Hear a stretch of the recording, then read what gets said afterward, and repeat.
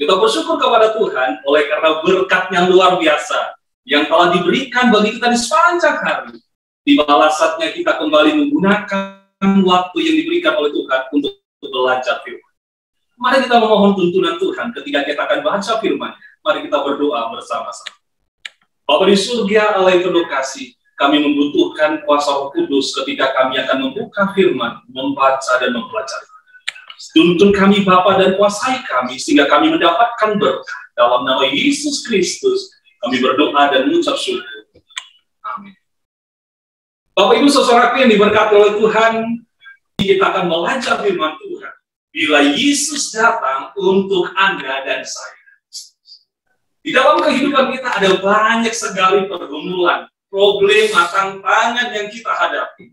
Tetapi percayalah Bapak Ibu saudaraku yang diberkati oleh Tuhan, di dalam firman Tuhan ada ribuan janji yang memberikan pengharapan bagi kita. Dan pada malam ini kita akan belajar tentang janji kedatangan Yesus yang kedua kali yang akan memberikan pengharapan yang luar biasa bagi Bapak Ibu saudara dan bagi saya juga. Dalam kita menghadapi tantangan kehidupan, dalam menghadapi pergumulan, masalah rumah tangga, pekerjaan, ekonomi, keuangan, dan lain sebagainya. Janji ini akan membangkitkan semangat kita, akan memberikan gairah baru bagi kita untuk tetap berharap kepada Tuhan. Saya awali pelajaran pada malam ini dengan sebuah kisah dari seorang pemuda yang bernama Armando. Ia dihukum dan dipenjara kurang lebih 30 tahun. Sebenarnya ia tidak melakukan kesalahan. Oleh karena ia berdoa pada saat hari Natal, prajurit menangkap ia dan memasukkan ia ke dalam penjara. Ia diperlakukan tidak baik, ia tidak diberi makan, ia dipermalukan, dan dia juga dihukum dengan sangat sadis. Tetapi Armando tidak pernah meninggalkan akar imannya kepada Yesus Kristus. Bayangkan Bapak Ibu saudaraku, 30 tahun ia menderita di penjara tersebut. Badannya sangat kurus, sepertinya tidak ada harapan baginya untuk pulang. Suatu kali ada seorang gadis yang bernama Marta jatuh hati kepada Armando yang dipenjara, melihat akan keteguhan imannya, sehingga mereka menjalin satu hubungan dan akhirnya mereka menikah secara sipil di penjara. Akhirnya juga tentara memaksa Marta untuk bermigrasi, pindah ke satu kota yang jauh dari Armando di penjara, ke kota Miami. Tetapi Armando berpesan kepada istrinya, aku akan kembali untukmu dan kita akan diberkati di sebuah gereja. Bapak Ibu saudaraku yang diberkati oleh Tuhan, kelihatan apa yang diucapkan oleh Armando ini ada sesuatu yang mustahil. Bagaimana mungkin ia dapat keluar ketika ia di penjara? Bagaimana mungkin ia akan dapat diberkati kembali dengan istrinya di sebuah gereja dan mengulangi janji pernikahan? Tetapi oleh karena janji tersebut, Armando dan Marta tetap setia. Ia tahan ketika mendapatkan siksaan di dalam penjara. Demikian juga Marta, ia berjuang bagi kelepasan suami yang ia kasih. Hingga tiba akhirnya di bulan Oktober tahun 1982, ada satu intervensi dari Prancis, Presiden Prancis, untuk mengeluarkan Armando dari penjara. Dan puji Tuhan, Armando dapat keluar dari penjara. Dan ia diterbangkan ke Miami di tempat istrinya tinggal. Ketika ia turun dari pesawat, Armando dengan suatu hal yang sangat takjub dapat melihat kembali istrinya Marta. Lalu dia berbalik dan memeluknya. Dan ia katakan, sekarang saya datang untuk. Suatu cerita kisah nyata yang luar biasa. Kisah Armando dan Marta yang dipisahkan puluhan tahun, tetapi dapat kembali bertemu. Dan akhirnya mereka mengulangi janji pernikahannya di salah satu gereja yang ada di dunia. Bapak Ibu saudara ini berkat oleh Tuhan, ada banyak tantangan dalam kehidupan kita. Kadang-kadang mungkin membuat kita untuk putus asa. Kadang-kadang membuat kita untuk menyerah. Kadang-kadang menyudahi pertandingan ini. Tetapi janji firman Tuhan pada malam ini kiranya akan memberi berkat bagi kita, akan membuka pengharapan yang baru dalam melewati masa-masa sulit di dalam kehidupan, rumah tangga, pekerjaan, ataupun duka cita yang kita hadapi. Mari Bapak Ibu saudaraku yang diberkati oleh Tuhan, Kita buka Alkitab kita baca firman Tuhan. Di dalam Yohanes pasal 14 ayat 1 sampai 3. Adalah satu janji yang Yesus sampaikan bagi kita sekalian yang memberikan berkat bagi kita. Mari kita baca bersama-sama dalam Yohanes pasal 14 ayat 1 sampai 3.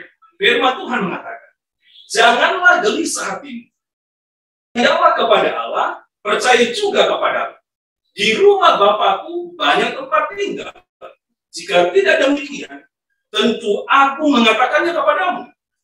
Sebab aku pergi ke situ untuk menyediakan tempat bagimu. Dan apabila aku telah pergi ke situ dan telah menyediakan tempat bagimu, aku akan datang kembali dan membawa kamu ke tempatku, supaya di tempat di mana aku berada, kamu pun berada. Wah, luar biasa. Bapak Ibu saudaraku yang diberkati oleh Tuhan. Bagaimana janji yang disampaikan oleh Yesus.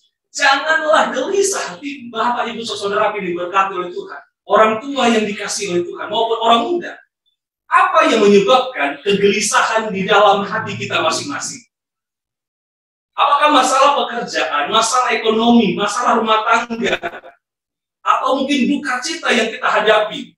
Baru saudaraku, Yesus mengingatkan dan menasihatkan kita kembali. Janganlah gelisah hati. Ini ayat yang luar biasa, janji yang luar biasa yang disampaikan kepada murid-muridnya, dan ini juga disampaikan bagi kita juga pada saat ini. Bapak Ibu saudaraku diberkati oleh Tuhan. Sebagaimana Yesus telah berjanji kepada murid-muridnya, maka janji ini juga berlaku bagi kita pada saat ini. Bapak Ibu saudaraku diberkati oleh Tuhan. Sebagaimana kepastian janji kedatangan Yesus yang pertama sebagai seorang juru selamat ketika disampaikan kepada Adam dan Hawa dan bapak-bapak rohani kita, kelihatannya sesuatu yang mustahil ketika Yesus sebagai seorang juru selamat datang untuk pertama kali. Tetapi apa yang telah dijanjikan oleh Allah pasti akan digenapi. Dan terbukti Yesus datang sebagai seorang juru selamat dan memberikan harapan baru kepada kita. Dan saat ini kembali Yesus mengatakan dalam Yohanes pasal 14 ayat 1 sampai 3 bahwa ia mengatakan dan berjanji kepada murid-muridnya dan kepada kita bahwa Yesus akan datang kedua kali dan ia akan membawa kita ke tempat di mana ia berada. Ini suatu kabar baik Bapak Ibu Saudara. Dan inilah menjadi satu harapan bagi kita dalam menghadapi setiap tantangan, pergumulan hidup, masalah-masalah yang terjadi dalam kehidupan sehari-hari. Ini menjadi satu sumber kekuatan baru agar kita dapat senantiasa bertemu ketika Yesus datang kembali untuk menjemput kita di dunia ini. Bapak Ibu saudaraku diberkati oleh Tuhan. Ada pertanyaan. Ada orang yang mengatakan, bagaimanakah Yesus akan datang kedua kali? Ada yang mengatakan Yesus akan datang dengan cara diam-diam. Atau Yesus akan mengangkat orang satu demi satu. Bapak Ibu saudaraku yang diberkati oleh Tuhan, mari biarkan Alkitab yang akan menjawab pertanyaan ini, sehingga kita akan mendapatkan kepastian ketika Alkitab yang menjawab. Di dalam firman Tuhan dalam Matius pasal 24 ayat 25 sampai 27. Firman Tuhan mengatakan, "Camkanlah, aku sudah mengatakannya terlebih dahulu." Jadi apabila orang berkata kepadamu, "Lihat, ia ada di padang gurun," janganlah kamu pergi ke situ. Atau, "Lihat, ia ada di dalam bilik," janganlah kamu percaya. Sebab sama seperti kilat memancar dari sebelah timur melontarkan cahayanya sampai ke barat, demikianlah pula kelak kedatangan Anak Manusia. Jika ada yang mengatakan bahwa Yesus datang secara diam-diam, Tuhan mengatakan tidaklah demikian, tidak betul. Yesus akan datang bagaikan cahaya kilat dari timur ke barat. Bapak Ibu saudaraku yang diberkati oleh Tuhan, kalau ada yang mengatakan Yesus datang di satu kota, maka itu tidaklah benar menurut firman Tuhan. Maka kedatangan Yesus yang kedua kali tidaklah secara diam-diam. Lalu ada lagi bertanya, apakah Yesus datang lagi sebagai pribadi yang nyata atau ia dalam wujud roh? Kembali firman Tuhan menjawab dalam Kisah Para Rasul ayat 1, Kisah Para Rasul 1 ayat 10 sampai 11. Firman Tuhan mengatakan, ketika mereka sedang menatap ke langit Waktu ia naik itu, tiba-tiba berdirilah dua orang yang berpakaian putih dekat mereka dan berkata, "Hai orang-orang Galilea, mengapa kamu berdiri melihat ke langit? Yesus ini yang terangkat ke surga meninggalkan kamu akan datang kembali dengan cara yang sama. Seperti kamu melihat dia naik ke surga." Oh, ini kesaksian kedua malaikat yang bersama dengan Yesus ketika Yesus naik ke surga. Ia mengatakan bahwa Yesus dengan wujud manusia yang naik ke surga, maka Yesus yang sama dulu naik ke surga adalah Yesus yang sama yang akan turun ke dunia dari surga untuk datang kembali menjemput kita. Wah, luar biasa Bapak Ibu Saudara yang diberkati oleh Tuhan. Apa yang dikatakan oleh firman Tuhan bagi kita pada malam ini. Pada hari kebangkitannya dari bumi kita, para malaikat memastikan kepada para muridnya bahwa Yesus yang sama yang diangkat ke surga bukan orang lain, akan datang kembali di dalam pribadi sebagai raja atas segala raja. Bahwa Yesus yang sama yang akan datang kedua kali nanti adalah Yesus yang sama yang pernah datang menyembuhkan dan membuka mata orang buta. Bahwa Yesus yang datang kedua kali nanti adalah Yesus yang sama yang berbicara secara lembut kepada wanita yang terlibat di dalam percabulan. Bahwa Yesus yang datang kedua kali nanti adalah Yesus yang sama yang menghapus air mata orang yang berduka dan mengundang anak-anak ke dalam pelukan. Yesus yang sama yang mati di Kalvari, istirahat dan dikuburkan. Dan bangkit dari berkat oleh Tuhan. Kita sangat bersyukur dan memuji Tuhan. Oleh karena Yesus yang sama naik ke surga adalah Yesus yang sama yang akan datang menjemput Bapak Ibu Saudara dan saya. Kita patut bersyukur untuk pekabaran firman Tuhan yang luar biasa. Ada pertanyaan yang ketiga. Siapa sajakah yang akan melihat kedatangan Yesus yang kedua kali? Jikalau Yesus datang bagaikan cahaya kilat dari timur ke barat, apakah hanya kita orang Indonesia, hanya orang Asia Tenggara, atau orang benua Amerika yang akan melihat? Yesus akan datang kedua kali. Firman Tuhan menjawab dalam Wahyu 1 ayat 7. Lihat, Dia datang dengan awan-awan dan setiap mata akan melihat Dia. Juga mereka yang telah menikam Dia.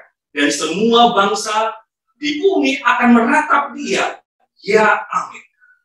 Semua yang hidup saat Yesus datang kembali, baik yang benar dan yang jahat, akan menjadi saksi kedatangan. Lebih lanjut firman Tuhan dalam Matius pasal 24 ayat 30. Pada waktu itu akan tampak tanda anak manusia di langit.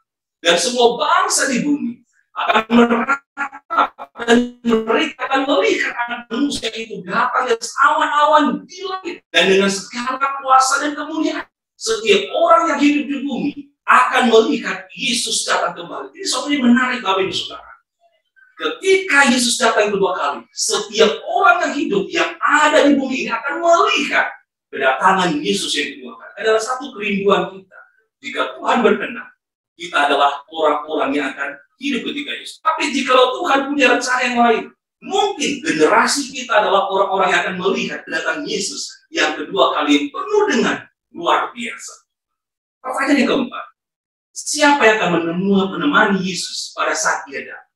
Ketika Yesus datang yang pertama kali, Ia datang secara rahasia, tidak terlalu banyak yang mengetahui.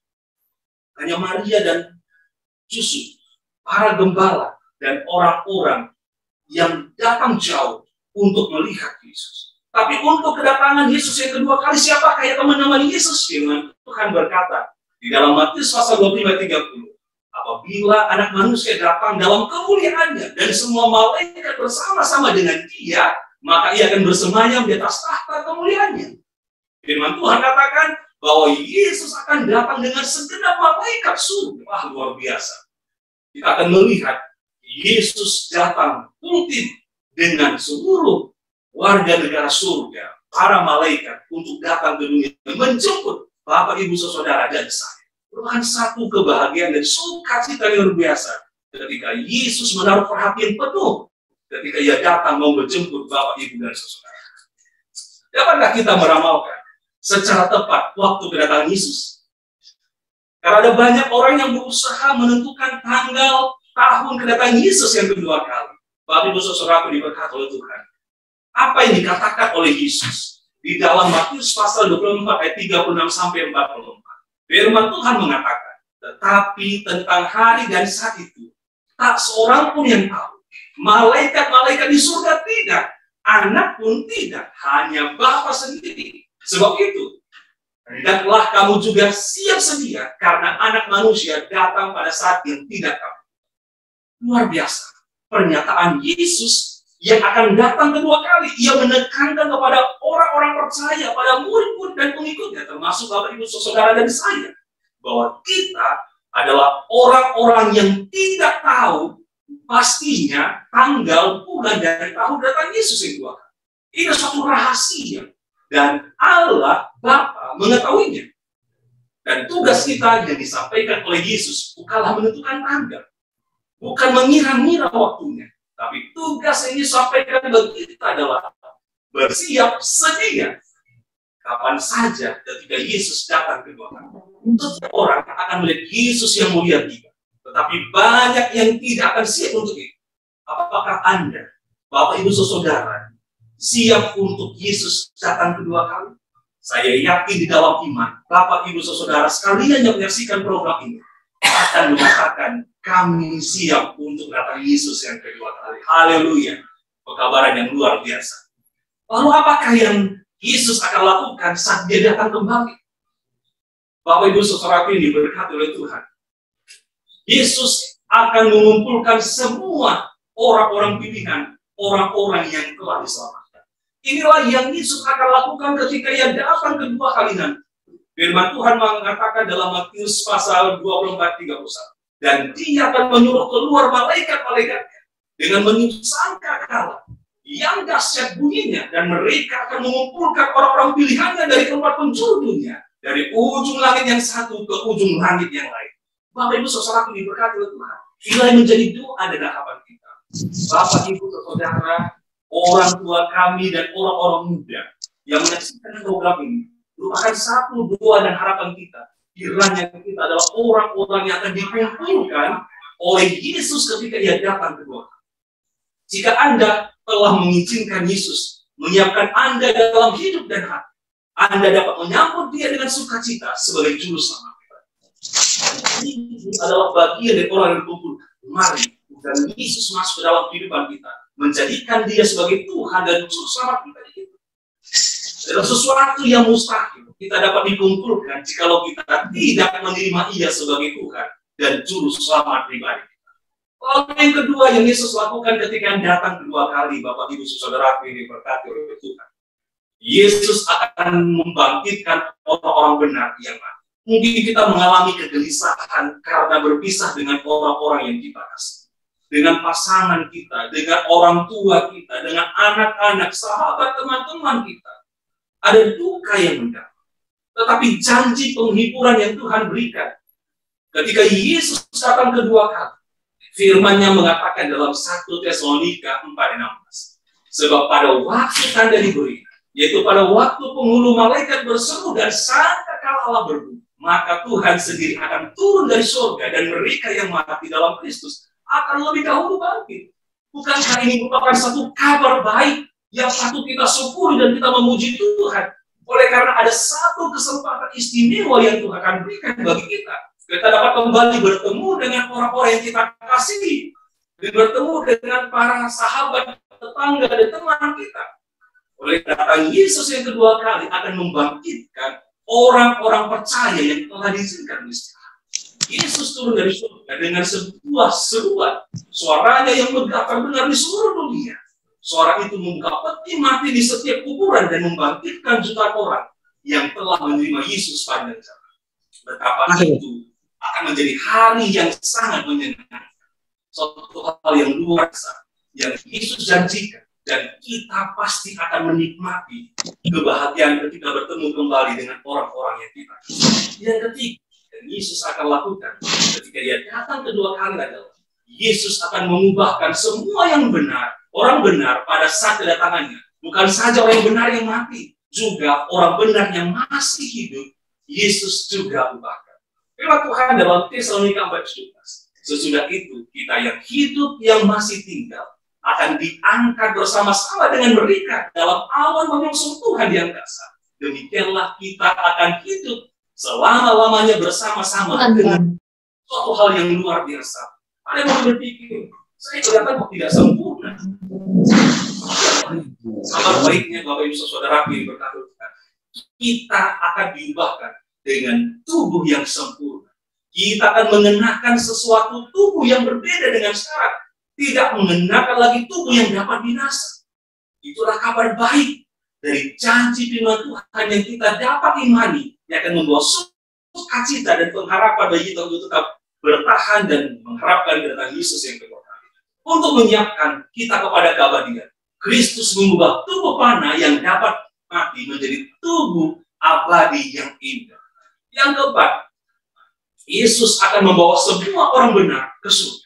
Tidak cukup Yesus mengumpulkan kita. Tidak hanya cukup Yesus membangkitkan orang yang kita kasih dari kematian. Tidak cukup mengubah tubuh kita menjadi tubuh yang mulia. Tetapi Yesus juga akan membawa kita ke surga. Tempat di mana Yesus janjikan. Seperti dalam Yohanes pasal 14, 1-3. Aku akan membawa kamu di tempat aku berada. Janji ini Yesus akan genapi ketika datang kedua kali. Dia akan membawa kita di tempat mana Yesus berada. Yesus sendiri membuat janji. Aku akan datang kembali dan membawa kamu bersama dalam Bapa. Itu berbicara tentang warisan bagi orang yang ditebus, yang tersimpan di surga bagi kamu. Kita dapat menanti untuk menjelajahi keajaiban kota Tuhan, Yerusalem yang baru, dan mengenal Bapa kita di surga. Ada satu kerinduan yang luar biasa adalah kita ingin menatap wajah daripada Yesus, kita ingin menatap wajah daripada Bapa kita. Seperti lagu yang mengatakan muka dengan muka nanti. Di sanalah kita akan dapat memandang dengan penuh kekaguman, dengan penuh ketulusan tentang wajah Allah pencipta. Yang kelima, yang Yesus akan lakukan ketika datang kedua kali. Yesus akan mengenyahkan kejahatan dan penderitaan selamanya. Orang jahat yang secara terus-menerus telah menolak semua tawaran Yesus akan kemurahan sebenarnya menjatuhkan hukuman pada diri mereka sendiri. Saat mereka menatap wajah Yesus yang datang ke arah mereka dari awan-awan, sebuah kesadaran mendadak akan dosa mereka terbukti sangat menyakitkan untuk dipikul, sehingga mereka menangis pada gunung-gunung dan batu-batu. Wahyu 6 ayat 16 firman Tuhan mengatakan, runtuhlah menimpa kami dan sembunyikanlah kami terhadap Dia yang duduk di atas tahta dan terhadap muka anak domba. Bapak Ibu Saudara diberkati Tuhan. Allah sebenarnya tidak mau menghukum orang-orang berdosa karena Allah sangat kasar. Itulah sebabnya dalam 2 Petrus pasal 3 tentang hari Tuhan, Yesus sabar terhadap kami, Yesus sabar terhadap Bapak Ibu Saudara dan saya, agar Yesus mengharapkan tidak ada yang binasa. Kalau boleh tidak ada yang binasa, tetapi sering sekali pilihan kita yang membuat kita menolak akan kasih dan kebenaran. Inilah tawaran Allah yang luar biasa. Ia rindu Bapak Ibu Saudara dan saya mendapatkan tempat di mana Yesus berada. Mari gunakan kesempatan kasih karunia Allah yang masih terbuka bagi kita pada saat ini. Sebenarnya tidak satupun dari mereka perlu hilang. Tuhan sendiri tidak berkenan kepada kematian orang fasik seperti Yehezkiel pasal 3 ayat 11. Ia menghendaki supaya jangan ada yang binasa, melainkan supaya semua orang berbalik dan bertobat. 2 Petrus 3:9. Yesus memohon kepada kita, marilah kepadaku semua yang letih lesu dan berberat-berat, aku akan memberikan kelegaan padamu. Matius 11:28. Tetapi sungguh tak dapat dipercaya sebagian orang menolak undangan Yesus yang begitu dermawan. Apakah Anda sudah siap menyambut kedatangan Yesus yang kedua kali? Bapak Ibu Saudaraku diberkati oleh Tuhan. Ada satu kisah terakhir yang dicatatkan dalam sejarah. Tanggal 16 Agustus 1940. Di Santung, salah satu Cina Utara, ada seorang anak kecil mendengarkan suara pesawat. Ketika itu semakin lamanya semakin mendengar suara pesawat itu semakin kuat. Lalu ia berseru kepada tawanan yang berada di tempat itu, yang berjumlah 1.500 orang. Ia mengatakan, saya mendengar ada satu suara pesawat dan suara itu semakin dekat ke arah kita. Maka para tawanan ini mulai berdiri dan melihat. Oh, mereka melihat ada sebuah pesawat yang mengarah kepada mereka. Dan pesan itu semakin mendekat dan suara semakin membesar sehingga semakin banyak orang yang mendengar. Lalu mereka keluar dari rumah tawanan itu. Dan mereka melihat ada sebuah bendera di bagian lambung pesawat tersebut. Dan mereka mengenali itu adalah bendera sekutu mereka. Lalu dikatakan, pesawat itu datang untuk menyelamatkan kita, membebaskan kita. Muncul kembali semangat dan harapan bagi 1.500 tawanan tersebut. Dan mereka sangat bersemangat. Orang yang dapat berjalan, mereka berlari keluar. Menyambut pesawat itu karena mereka percaya keselamatan mereka sudah semakin dekat ketika pesawat itu semakin dekat kepada mereka. Mereka keluar dengan jumlah yang banyak. Mereka tidak menghiraukan lagi senapan-senapan dari musuh, tentara musuh. Oleh karena mereka percaya inilah keselamatan itu. Tidak dapat disia-siakan. Keselamatan itu tidak akan datang kembali kalau tidak digunakan. Akhirnya mereka keluar dan mereka semakin yakin ketika mereka melihat dari bagian bawah pesawat itu ada banyak tentara yang keluar melalui terjun payung untuk menyambut mereka. Bapak Ibu Saudaraku diberkati oleh Tuhan. Selama ini mereka sudah susah, putus harapan. Mereka berpikir kita akan mati di dalam tawanan. Tetapi ketika mereka melihat pesawat itu semakin dekat, muncul lagi harapan baru. Dan mereka percaya, itulah yang akan menyelamatkan mereka. Bapak Ibu Saudaraku diberkati oleh Tuhan. Satu undangan yang penuh kasih dan luar biasa dari Allah kita melalui firman Tuhan. Yang dituliskan dalam 2 Petrus 3 ayat 9-15. Tuhan tidak lalai menepati janji. Sekalipun ada orang yang menganggapnya sebagai kelalaian, tetapi ia sabar terhadap kamu. Karena ia menghendaki supaya jangan ada yang binasa, melainkan supaya semua orang berbalik dan bertobat. Anggaplah kesabaran Tuhan kita sebagai kesempatan bagimu untuk memperoleh keselamatan. Kasih Allah yang luar biasa ingin menjangkau Bapak Ibu Saudara dan saya. Mari bukakan hati kita akan firman Tuhan bahwa Yesus pasti akan datang kedua kali. Percaya atau tidak, Yesus akan datang kedua kali. Siap atau tidak kita, Yesus akan datang kedua kali. Ia rindu untuk datang menjemput kita, dan ia rindu membawa kita di tempat di mana Yesus berada. Oleh karena itu Bapak Ibu Saudaraku yang diberkati oleh Tuhan, marilah undang Yesus secara pribadi dalam kehidupan. Mari orang tuaku yang kami kasih, undanglah Yesus dalam kehidupan. Sahabat orang muda yang diberkati oleh Tuhan, undanglah Yesus secara pribadi di dalam kehidupan kita. Bahkan bagaimana kedatangan Yesus ke dunia kita akan memecahkan masalah dunia. Kedatangan Yesus ke dalam hati kita akan membantu kita menghadapi masalah sehari-hari kita. Pemecahan masalah terbesar dapat mengangkat diri kita dan rasa bersalah dan beban dosa, dan memberikan kita hidup yang abadi oleh karena Yesus tinggal di dalam kehidupan kita. Kedatangan Yesus ke dalam sebuah kehidupan dapat selamanya merubah sedramatis kedatangan Yesus yang ke dunia ini untuk merubah. Kita dapat bersandar kepada Yesus. Yesus akan mempersiapkan kita untuk datangannya dan memberi kita kepastian yang indah akan sebuah kehidupan yang bahagia.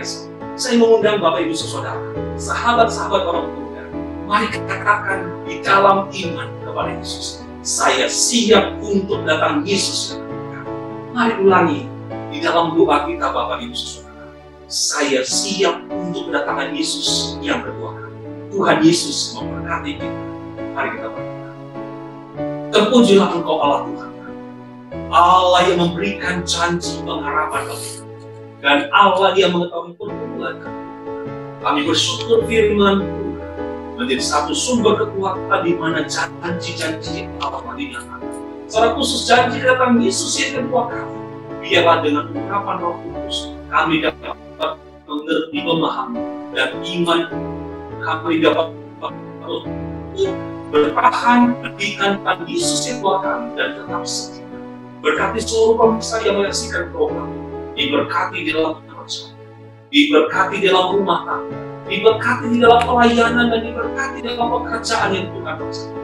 Berikan kekuatan bagi kami dalam melewati setiap pergumulan kehidupan kami, dan kami mendapatkan pengharapan baru di dalam. Terima kasih Bapa di surga, di dalam nama Yesus Kristus kami berdoa dan mengucap syukur. Amin.